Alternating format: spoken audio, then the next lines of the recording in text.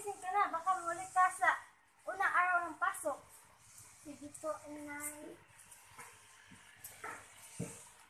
Maliligo po muna ako, inay, at magbibihis. Kumain ka muna dito. Opo, inay. Oo, tumakbo. Opo.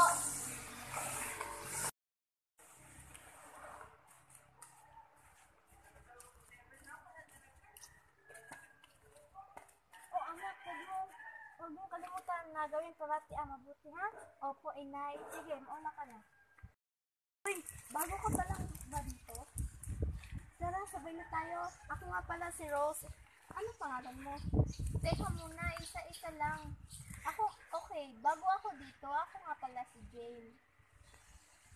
So, magkaibigan na tayo. Nakita mo lang ako? O sige na nga.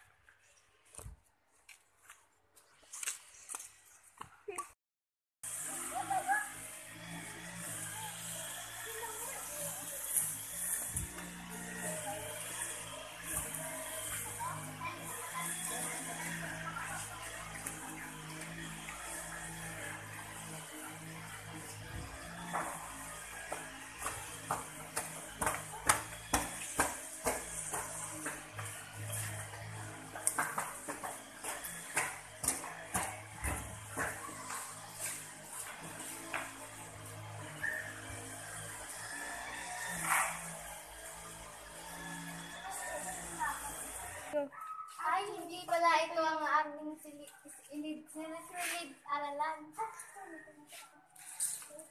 Pwede na mo magtanong, nasaan ba ang silid-aralan dito? Anong grade ko?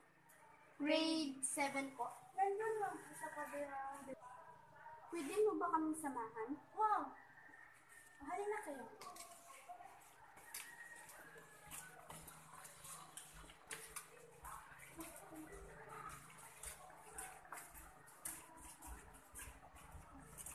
Dito yung daanan. Dito tayo dadaan. Salamat po.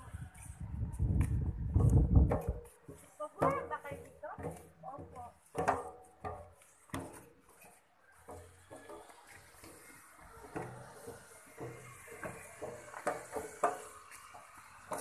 Matanong ko nga lang. Saan ba kayo nakasila? Ako po, kasi po, transfer lang po ako dito eh. Pero po, nakatira ako sa Samar. So, yung kaibigan mo, kayo nakatira ako sa, ulit sa akin. Ganun ba? Ang gaya naman lang pinag-uunan nyo. Bakit mo kayo dito mag-aral? Eh kasi po, balita po kasi na marami po mag-aaral dito. Oo, kasi marami na nag-aaral na kaya daw ito at marami na magaling. At gusto ko po maranasan kung ano po yung mga buhay nila dito. Doon nga pala ang pinag-aaralan nila. Doon sa bukas na pinag-aaralan. Dito na ako at kayo na ang facility. Salamat po sa pagtuturo. Wala ka naman. Settle down. Meron ko ang bagong classmate siya, si Jane. Sino gusto ko pa sa kanya? Dito! O, doon ka na lang umupo. Meron ka bang gusto sabihin sa kanila? Maraming salamat po sa inyong pagtanggap sa akin. Yun lang.